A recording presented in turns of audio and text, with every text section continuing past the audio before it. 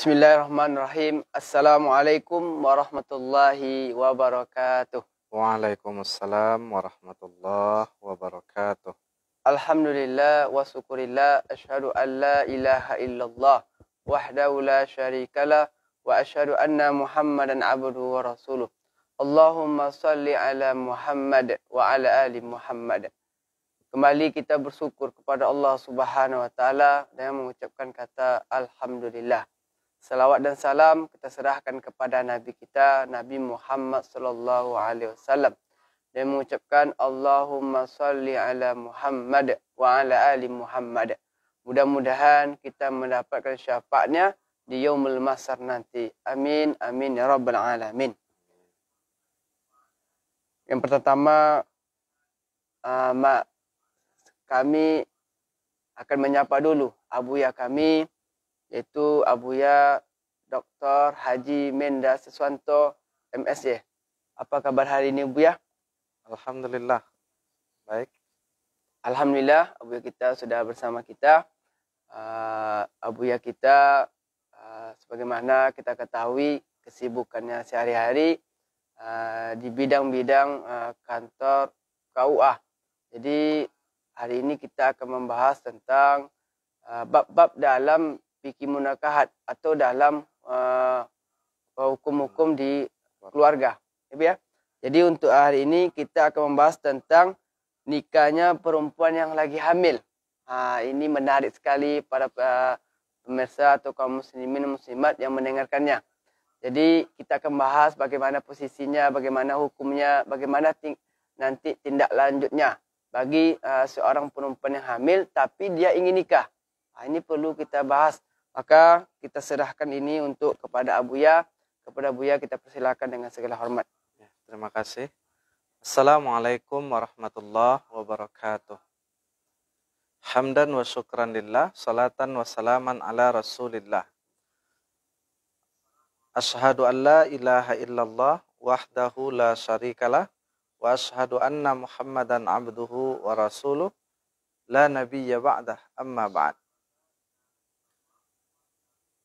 Para pemirsa fanpage Facebook Pondok Pesantren Darun Nahdoh Tawalib Bangkinang yang dirahmati Allah Subhanahu wa taala. Alhamdulillahirabbil alamin, kita bersyukur kepada Allah. Allahumma salli ala Muhammad wa ala ali Muhammad. Kita sampaikan untuk Nabi kita Nabi Muhammad sallallahu alaihi wasallam. Sebagaimana disampaikan oleh Ustadz Iskandar tadi, bahwa tema hukum keluarga yang akan kita bahas pada hari ini adalah tentang pernikahan perempuan yang sedang hamil. Para pemirsa yang dirahmati Allah Subhanahu wa taala, tema ini kita angkat, subtema ini kita angkat karena perempuan menikah dalam kondisi hamil akhir-akhir ini sudah menjadi fenomena yang menggejala di tengah-tengah masyarakat, diakibatkan oleh pergaulan bebas dan penggunaan media sosial yang tidak terkontrol. Oleh karena itu, berdasarkan laporan-laporan, survei dan data, maka pernikahan perempuan hamil ini jumlahnya semakin melonjak dan semakin meningkat. Nanti akan kita lihat bagaimana ketentuan pernikahan perempuan yang sedang hamil, kemudian konsekuensinya seperti apa, dan upaya apa yang bisa kita lakukan untuk meminimalisir atau menghilangkan pasangan-pasangan yang menikah dalam kondisi hamil. Para pemirsa yang dirahmati Allah Subhanahu wa taala, perempuan hamil itu setidaknya disebabkan oleh dua hal. Yang pertama, perempuan hamil karena menikah. dia melaksanakan akad nikah atau dinikahkan oleh walinya, memenuhi rukun dan syarat pernikahan sebagaimana yang telah kita bahas sebelumnya, lalu perempuan ini hamil. Nah, perempuan yang sedang hamil karena menikah kemudian diceraikan oleh suaminya atau suaminya meninggal dunia, maka apabila ia melakukan pernikahan dalam masa iddah sebelum melahirkan itu, maka pernikahannya dinilai tidak sah. Karena memang perempuan hamil yang diceraikan, ditalak oleh suaminya, atau suaminya wafat, meninggal dunia, iddah mereka adalah sampai melahirkan. Wa ulatul ahmali ajalahunna ayyadna hamlahunna.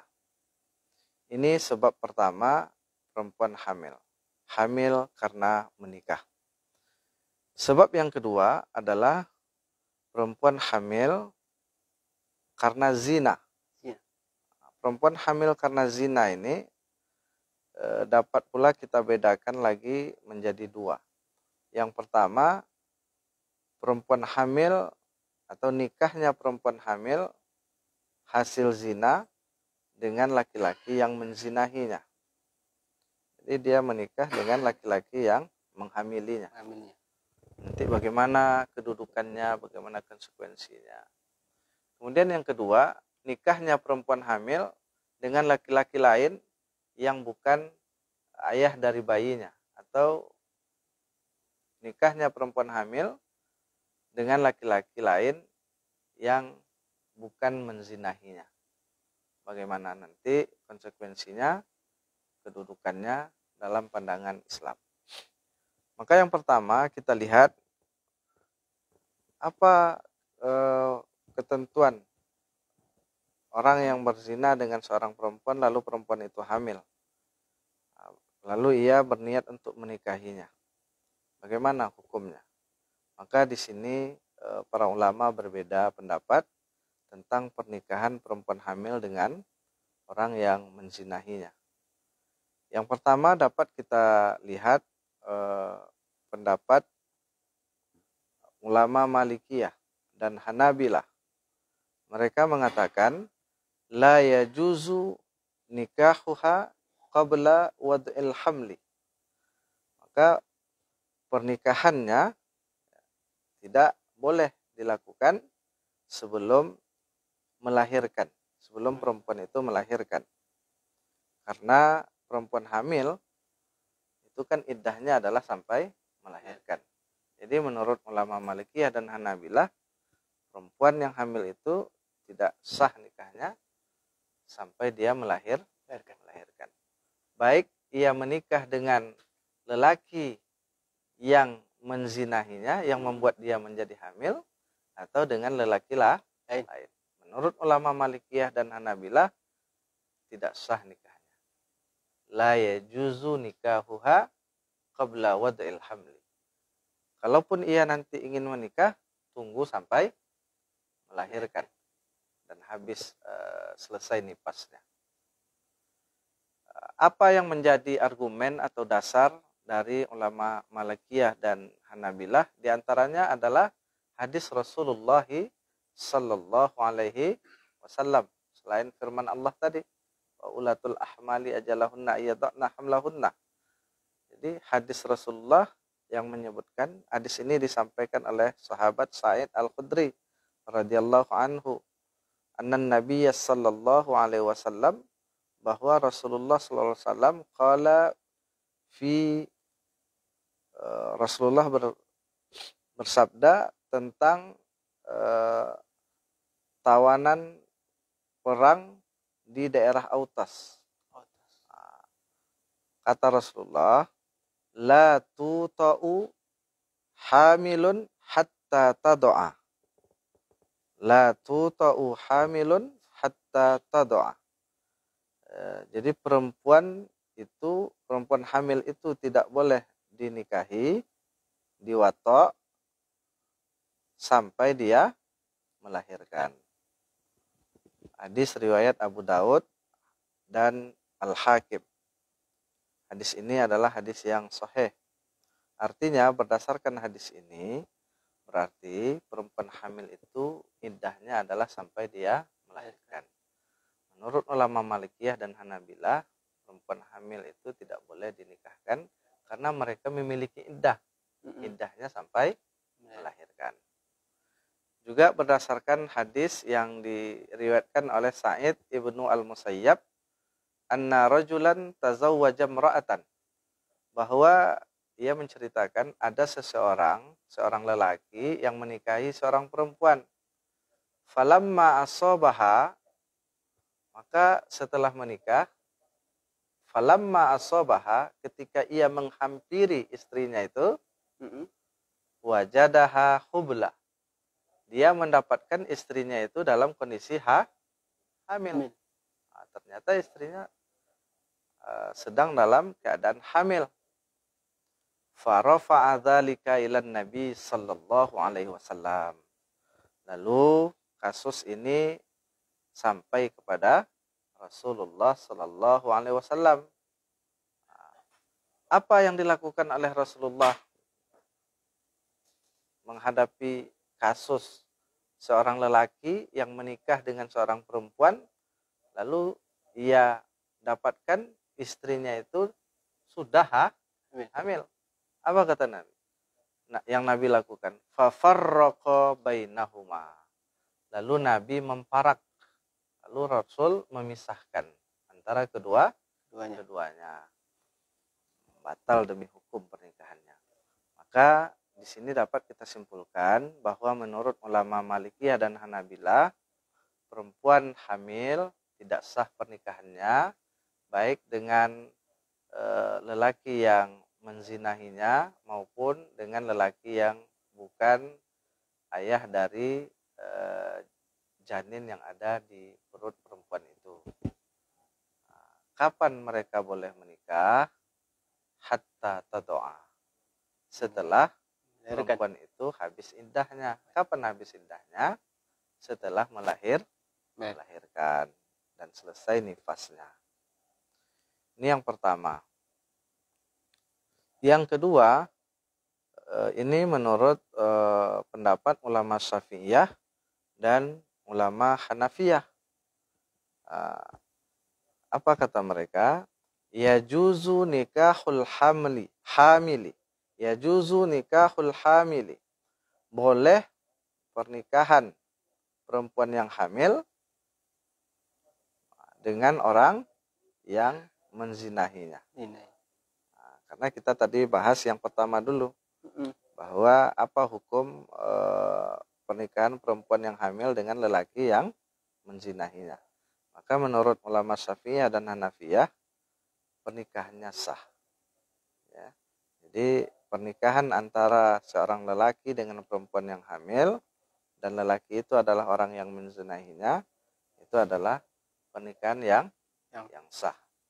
Karena di antara argumen yang digunakan oleh ulama Syafi'iyah dan Hanafiyah adalah karena kan hamilnya bukan karena pernikahan yang sah. Maka perempuan yang hamil bukan karena pernikahan yang sah, itu tidak la hurmah, tidak ada kehormatan. Jadi mereka tidak memiliki iddah, maka pernikahannya sah. Ya, di antara dalil yang digunakan juga adalah al-waladu lil firas walil ahiri al-hajar. Seorang anak itu dinasabkan kepada yang memiliki ranjang. Maksudnya kepada lelaki yang melakukan pernikahan yang sah dengan perempuan itu. Walil ahiri al-hajar. Dan untuk orang yang berzina adalah batu. Artinya ia dirajam. Ya.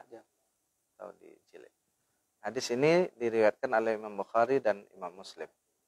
Jadi sudah terang bagi kita bahwa pernikahan perempuan hamil dengan lelaki yang menzinahinya terdapat dua pendapat. Yang pertama, menurut ulama Malikiyah dan Hanabilah, pernikahannya tidak sah sampai perempuan itu melahirkan. Dan menurut ulama Syafi'iyah serta Hanafiyah, pernikahan yang sah. Cuma nanti persoalannya ketika menikah dengan lelaki yang bukan menzinahinya. Apa pula hukumnya seseorang yang tidak berzina dengan perempuan itu, lalu ia menikahi perempuan itu, dia bertanggung jawab. Tadi menurut pendapat Imam Malikiyah dan Hanabilah jelas tidak sah. Apakah dengan lelaki yang menghamilinya atau bukan. Wa iza tazawwajaha ghairu man zana biha fala yahillu lahu wat'uha hatta tad'a. Jadi apabila seorang lelaki yang tidak menzinahi seorang perempuan, maka tidak halal baginya mewatoknya sampai ia melahirkan. Ini juga mengacu kepada pendapat yang disampaikan oleh ulama Malikiyah tadi. Dasarnya sama, la tuta'u hamilun hatta tad'a. Atau hadis Nabi yang lain, man kana yu'minu billahi wal yaumil akhir fala yasqi ma'ahu zar'a khairihi. Siapa yang beriman kepada Allah dan beriman kepada hari akhir, maka tidaklah ia menumpahkan airnya di kebun orang lain. Tetapi ini menurut pendapat ulama Hanafiyah, kalau ada seseorang lelaki menikah dengan perempuan, lalu bukan laki-laki itu yang menzinahinya, hanya bertanggung jawab untuk menikahinya, maka menurut pendapat ulama Hanafiyah, pernikahannya sah, tapi ia tidak boleh melakukan hubungan badan, hubungan suami istri sampai ia melahirkan. Walakinnal walad la yulhaqu bihadzal rajul. Jadi konsekuensinya nanti anak yang lahir dari perempuan pernikahan seperti ini tidak bisa atau tidak memiliki hubungan nasab antara anak itu dengan yang menzinahi ibunya. Tidak ada saling mewarisi, ya, tidak boleh menjadi wali dan lain sebagainya.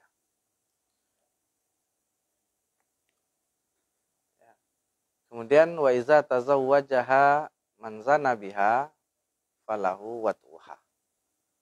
Ini menurut pendapat salah seorang ulama, Muhammad Salabi, dia ketua Lajnah Fatwa Darul Ifta Mesir. Beliau menyebutkan, dan ini sejalan dengan pendapat Syafi'iyah, ya. Apabila seseorang lelaki menikahi seorang perempuan yang ia zinahi, maka baginya boleh mewatoknya, boleh melakukan hubungan suami istri, karena pernikahannya adalah pernikahan yang sah. Ya. Pernikahannya sah, tapi zina yang ia lakukan tetap haram. Maka sebelum menikah sebaiknya orang ini perlu melakukan taubat, ya, istighfar kepada Allah SWT, menyesali perbuatan zina yang dilakukan. Kemudian hendaknya tidak mengulangi kembali perbuatannya di waktu yang lain, ya, memperbanyak melakukan amal-amal soleh, ketaatan, ya, dan amal-amal soleh untuk supaya menutupi dan menghapus kesalahan-kesalahan yang pernah dilakukan di masa lalu, ya. Kemudian berikutnya, bagaimana setelah mereka menikah, apakah pernikahan itu perlu diulang setelah perempuan itu melahirkan? Kalau menurut ulama Malikiyah tadi dan Hanabilah, tentu tidak perlu diulang, karena memang pernikahan mereka tidak sah. Sekarang menurut ulama Syafi'iyah dan Hanafiyah, karena tadi pernikahan perempuan hamil itu sah, baik dengan lelaki yang menzinahinya maupun bukan, ya. Tapi digarisbawahi, kalau dia menikah dengan lelaki yang bukan menzinahinya, maka ia tidak boleh melakukan melakukan hubungan suami istri ya sampai ia melahirkan. Tapi nikahnya tetap sah. Nah, pertanyaan yang selalu diajukan oleh masyarakat, perlukah nikah diulang setelah perempuan itu melahirkan? Maka menurut pendapat Syafi'iyah dan Hanafiyah, pernikahan ini tidak perlu diulang. Dan inilah yang diadopsi oleh kompilasi hukum Islam. Ya, dalam kompilasi hukum Islam berdasarkan instruksi Presiden nomor 1 tahun 1991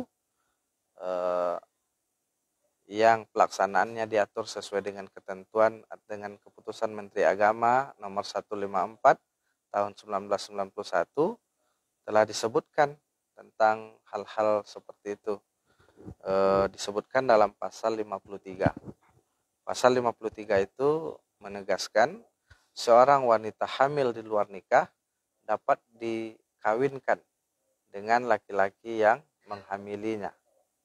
Kemudian ayat 2-nya, perkawinan dengan wanita hamil yang disebutkan pada ayat 1 tadi, ya, di saat dilangsungkan, dapat dilangsungkan tanpa menunggu dahulu kelahiran anaknya.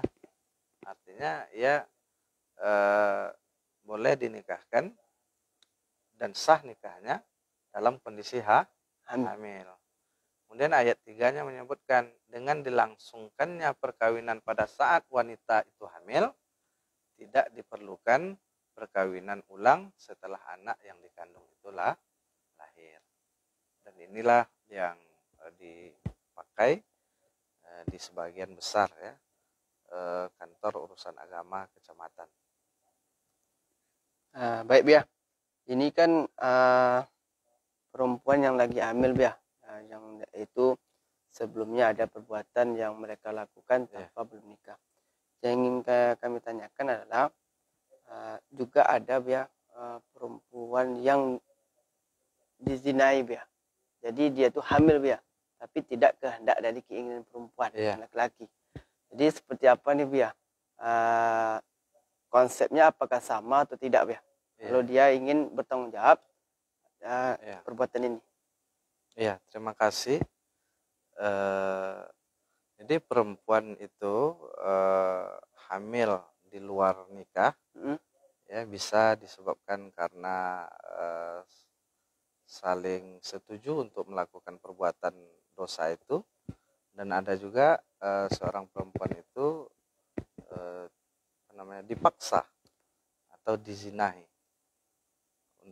dipaksa untuk melakukan perbuatan asusila itu, sehingga menyebabkan perempuan yang diperkosa itu menjadi hamil. Kasusnya sama, kedudukannya sama, karena dia menjadi perempuan yang hamil. Dan kalau ia ingin menikah, tentu ketentuan hukumnya mengacu kepada yang tadi ya.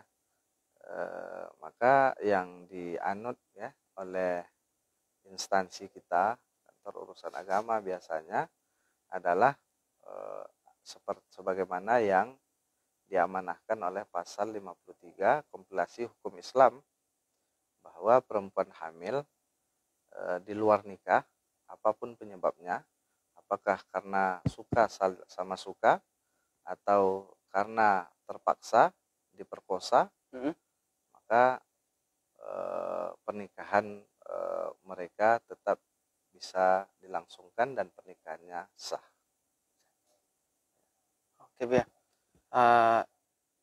ini ada juga Bia perkara yang kadang-kadang sebenarnya hukumnya memang haram Bia. Bagaimana nanti Bia hukum ini Pak, kejadian yang sering terjadi itu seorang anak itu dizinai oleh ayahnya dan apanya, itu kan tidak bisa bertanggung jawab tuh Bia, seorang ayah terhadap anaknya. Jadi kalau kasus-kasus seperti ini Bia, dan dia minta dinikahi Bia, minta tanggung jawab, seperti apa kedudukan tuh Bia? Kadang kita lihat masih banyak orang-orang yang tak paham nih kedudukan ayah dan anak. Ya, na'udzubillah ya. Maka hubungan seorang ayah dengan anak, apalagi anak kandung, ya, na'udzubillah, apabila terjadi perbuatan seperti ini, dan akhirnya menyebabkan anak kandung yang dizinahinya itu hamil, maka di antara mereka tetap tidak bisa dilangsungkan pernikahan karena di antara mereka terdapat hubungan mahram. Maka tidak boleh seorang ayah menikahi anak kandungnya sendiri. Jangankan anak kandungnya sendiri, anak bawaan istrinya yang ibunya sudah dicampuri, maka itu merupakan bagian dari anaknya. Dan itu merupakan bagian dari perempuan yang haram untuk dinikahi oleh seorang lelaki. Maka kita berdoa kepada Allah, mudah-mudahan kita dihindarkan oleh Allah dari melakukan perbuatan-perbuatan seperti itu, dan bagi yang telah melakukan itu, bertaubatlah kepada Allah Subhanahu wa taala. Tentunya ya, anak yang dikandung oleh anak kandungnya sendiri, ya kedudukannya seperti apa? Ya tidak bisa dinasabkan dengan ayahnya. Ya, dia hanya bisa dinasabkan kepada ibunya. Jadi otomatis anak itu tak milik ayah ya. Kalau ahli warisnya nggak ada, semua ada. Jadi anak itu anak tunggal dari ibunya. Ya, bernasab kepada ibunya. Jadi anak di luar nikah itu atau pembuahan yang terjadi sebelum akad nikah yang sah, maka itu tidak bisa dinasabkan kepada ayah biologisnya. Tetapi ia dinasabkan hanya kepada ibunya. Tidak bisa terjadi saling waris mewarisi nanti antara ayah biologisnya dengan anaknya, anak biologisnya. Ya, tidak bisa anak itu menjadi tidak bisa ayah biologisnya menjadi wali, ya, wali nikah bagi anak zinanya apabila anak itu perempuan.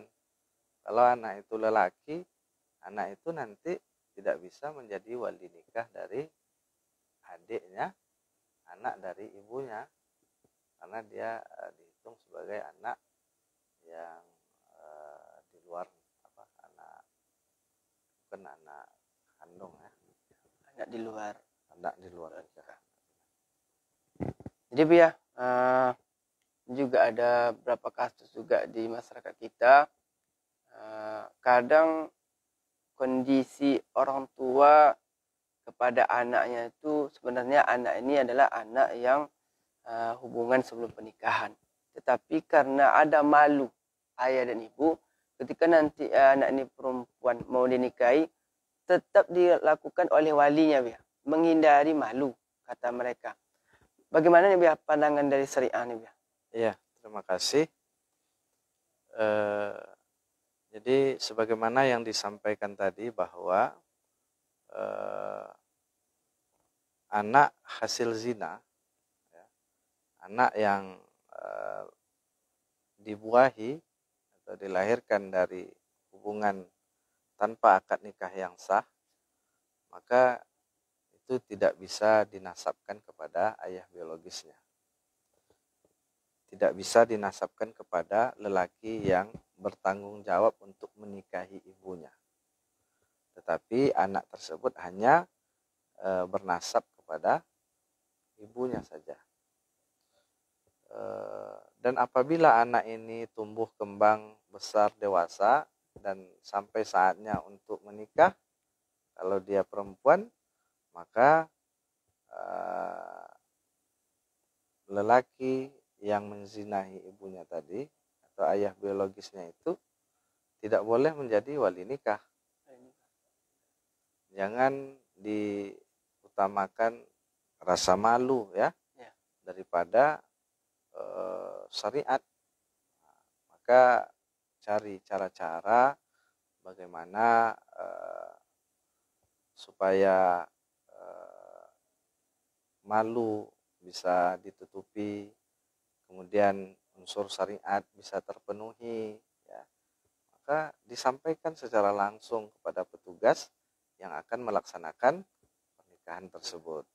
Nanti akan dicarikan trik-trik, ya, bagaimana cara agar pernikahan dilaksanakan sesuai dengan syariat. Nah, tetapi aib ini tidak terbongkar ke khayal ramai misalnya. Itu bisa dicarikan trik-triknya. Dan kita menghimbau kepada lelaki-lelaki atau ibu yang memiliki anak seperti ini untuk memperhatikan ketentuan-ketentuan syariat mengenai perwalian dalam pernikahan ini. Kemudian yang tadi, supaya jangan terjadi perilaku yang tidak senonoh antara sama saudara, antara orang tua dengan anak, maka di dalam rumah itu harus dijaga ya, cara berpakaian, cara berpenampilan, tetap dijaga aurat ya, meskipun di depan ayah kita, meskipun di depan saudara-saudara kita, ya jangan menggunakan pakaian-pakaian yang membuka aurat ya, dijaga aurat supaya tidak menimbulkan perilaku-perilaku yang tidak diinginkan. Demikian. Baik kaum muslimin dan muslimat yang menonton di Facebook dan YouTube Pondok Pesantren Darul Nadwatul Walid, sangat menarik bahwasanya ini perempuan yang hamil yang mereka tadi mau menikah, tapi ada beberapa pendapat tapi di Indonesia memperbolehkannya. Ini Bu ya, ada satu lagi pertanyaan Bu ya. Jika seorang ibu ini karena dia tidak menikah dengan seorang laki-laki yang menzinai dia atau yang sudah membuat dia hamil, dia tak nikahinya, maka laki-laki ini pergi. Tetapi ibu ini melahirkan seorang perempuan. Dan ketika nanti besar, ternyata anak ini bagaimana kondisi dengan laki-laki tadi? Karena dia dengan ibunya tak nikah. Apakah hubungan ini diperbolehkan atau dilarang dari segi keagamaan? Ya, terima kasih. Jadi seorang perempuan hamil di luar nikah, kemudian laki-laki yang menghamilinya tidak bertanggung jawab ya, akhirnya sampai ibu ini melahirkan. Barangkali suatu saat lelaki ini menyadari kesalahannya dan teringat anaknya ya, maka ya dianjurkan kepada lelaki ini bertaubat ya kepada Allah Subhanahu wa taala, tidak mengulangi perbuatannya kembali. Dan kalaupun ia ingin melihat dan mengetahui tumbuh kembang dari anaknya, itu pun tidak masalah ya. Tergantung nanti apakah ibu dari perempuan ini mengizinkan ya, atau keluarganya mengizinkan. Yang perlu diketahui adalah bahwa apakah boleh ayah biologis itu menikahi anak hasil zinanya, kan begitu pertanyaannya kan. Maka sebagian pendapat ulama menyebutkan bahwa boleh ya, karena mereka tidak memiliki hubungan nasab ya.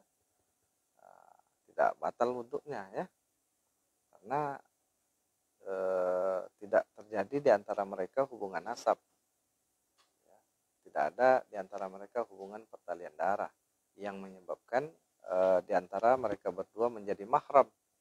Maka ada sebahagian pendapat ulama itu bahkan boleh ayah biologisnya itu menikahi anaknya, meskipun itu tidak apa ya sampai ini kita melakukannya ya, kan masih banyak perempuan yang lain kan, tapi secara hukum seperti itulah, saking ininya, saking diharamkannya ya perbuatan seperti ini. Maka kita menghimbau kepada generasi-generasi muda, kepada orang tua ya, terutama kepada orang tua, agar selalu memberikan nasihat kepada anak-anak kita, kemudian mengontrol pergaulan mereka. Kalau keluar malam diatur sampai jam berapa ya. hendaknya diketahui siapa saja teman-teman mereka, apa aktivitas mereka di luar, bersama siapa mereka keluar, ya. Itu sebaiknya diawasi oleh orang tua dan keluarga supaya tidak terjadi hal-hal yang tidak diinginkan. Apalagi dengan laju dan pesatnya perkembangan teknologi media sosial. Nanti dilarang, dia tetap berhubungan melalui media sosial. Jadi cara pertama tentu adalah dengan mengajarkan kepada mereka pokok-pokok ajaran agama tentang keimanan, bahwa segala apa yang kita lakukan di muka bumi ini diawasi oleh malaikat, disaksikan oleh Allah Ta'ala. Maka diberikan pemahaman-pemahaman seperti itu kepada anak-anak kita, supaya muncul di hati mereka muraqabatullah, merasa senantiasa diawasi oleh Allah Subhanahu wa Ta'ala. Jadi kemanapun mereka sekolah, ya, apapun aktivitas mereka, kalau pemahaman itu sudah menancap, ya, insya Allah mereka bisa menjaga diri mereka sendiri. Jadi ajarkan kepada mereka pokok-pokok ajaran agama, akidah, kemudian ibadah, bagaimana mereka memperhatikan tentang sholat mereka, karena sholat itu kan tanha anil fahsai wal munkar, mencegah seseorang dari melakukan perbuatan keji dan perbuatan munkar. Insya Allah generasi-generasi kita yang memperhatikan sholat, tentu mereka akan dijaga oleh Allah. Kemudian dia juga menjaga dirinya agar tidak terjatuh dalam perbuatan-perbuatan yang tidak diridhai oleh Allah Subhanahu wa Ta'ala. Ya, jadi kita berwasiat untuk diri kita sendiri dan kaum muslimin, kaum muslimat semuanya, agar senantiasa memperhatikan, ya, generasi-generasi kita tentang pergaulan mereka, tentang aktivitas mereka di luar rumah, ya, dan lain sebagainya. Terima kasih ya Buya. Jadi kaum muslimin dan muslimat dimanapun berada yang menyaksikan penspek Pondok Pesantren Darun Nadwatul Walid, maka mari kita jaga anak-anak generasi kita, terutama perempuan-perempuan kita, jangan sampai terjadi seperti pembahasan Abuya tadi. Kenapa? Karena banyak yang akan terputus, pertama nasabnya terputus, juga tadi Buya mengatakan jadi ahli warisnya pun terputus. Maka mari kita hindari hal-hal yang membuat saudara kita, ibu-ibu kita, atau etek-etek kita, ya kan? Karena ini adalah aib, kan? Aib dalam keluarga. Maka anak-anak muda, ya, perempuan-perempuan muslim ini diperhatikan betul, ya, karena disinyalir perempuan yang hamil menikah banyak, kemudian disinyalir lelaki dan perempuan yang ingin menikah itu kadang juga banyak yang sudah melakukan muqaddimatun nikah, meskipun tidak sampai hamil, kan, tapi melakukan itu tentu adalah juga tidak boleh, ya, tidak baik menurut agama. Wala taqrabuz zina innahu kana fahisyatan wa sa'a sabila. Berapa banyak lelaki dan perempuan yang ingin menikah tetapi mereka sudah melakukan hubungan badan di luar nikah, ya, bersenggama di luar nikah, atau tidak melakukan itu tetapi sudah melakukan muqaddimatun nikah. Maaf, mereka sudah melakukan berciuman, berpelukan, dan lain sebagainya. Ya, maka ini na'udzubillah. Ya, kita berdoa kepada Allah mudah-mudahan dijauhkan dari melakukan hal ini. Kemudian yang tidak kalah pentingnya, saat ini juga disinyalir banyak terjadi ini bagaimana ketentuan hukumnya. Seorang istri yang melakukan perzinahan atau perselingkuhan dengan lelaki lain, dan lelaki lain ini merupakan suami dari seorang perempuan lain. Nah, maka ini juga harus diwaspadai. Meskipun nanti dia hamil, tetapi pembuahannya bukan karena suaminya, bagaimana pula ini kedudukannya? Ya, selama suaminya tidak mengingkari tentang kehamilannya, kehamilan istrinya, tidak mengingkari tentang bayi yang ada di kandungan istrinya, dan ia mengakui itu sebagai anaknya, tentu tidak ada masalah kan? Kecuali nanti dia mengingkari janin atau bayi yang ada di kandungan istrinya, bukan sebagai bibit atau bukan sebagai anaknya, maka nanti bisa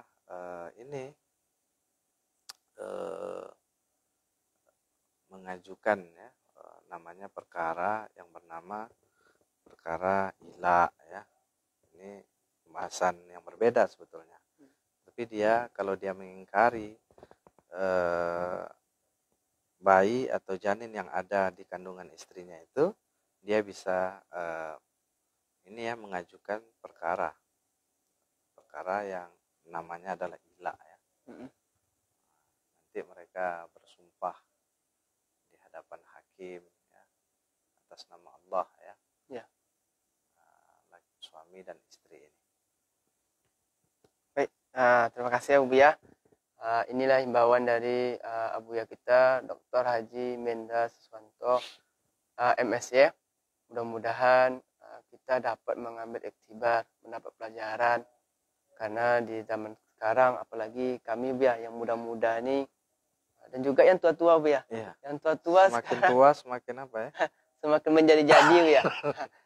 Karena teknologi ya. Iya. Dulu orang tua dulu tidak bisa dia menyapa ya. Sekarang pakai teknologi udah bisa dia menyapa. Semuanya bisa disapa. Bisa disapa. Mendekatkan. Maka banyak kita lihat juga ya, mungkin ya teknologi inilah membuat orang ya, banyak positifnya, ada juga negatifnya. Ya, dari dampak dari penggunaan teknologi. Ya. Ya, yang kita ambil tentu sedapat mungkin dampak positifnya ya. Bagaimana media sosial ini kita gunakan untuk dakwah, untuk saling menasehati ya, saling mengingatkan pada jalan kebenaran dan lain sebagainya. Baik, terima kasih Bu ya, karena waktu juga sudah di akhir waktu kegiatan ini. Kepada kaum muslimin dan muslimat dimanapun Anda menyaksikan, jangan lupa untuk selalu like Facebook atau juga mengikuti YouTube Pondok Pesantren Darun Nahdlatul Walid, karena banyak ilmu-ilmu yang akan disampaikan, ilmu-ilmu sekarang. Jadi kalau ada yang ingin bertanya, silakan nanti kontak aja nomor yang tertera di Facebook atau di YouTube. Demikian acara kita hari ini Bu ya. Kita ucapkan dengan Alhamdulillah. Alhamdulillahirabbil alamin. Saya Iskandar, pembawa acara, mohon maaf jika ada kata-kata yang salah. Kami tutup. Wabillahi taufiq hidayah. Wassalamualaikum warahmatullahi wabarakatuh. Waalaikumsalam warahmatullahi wabarakatuh.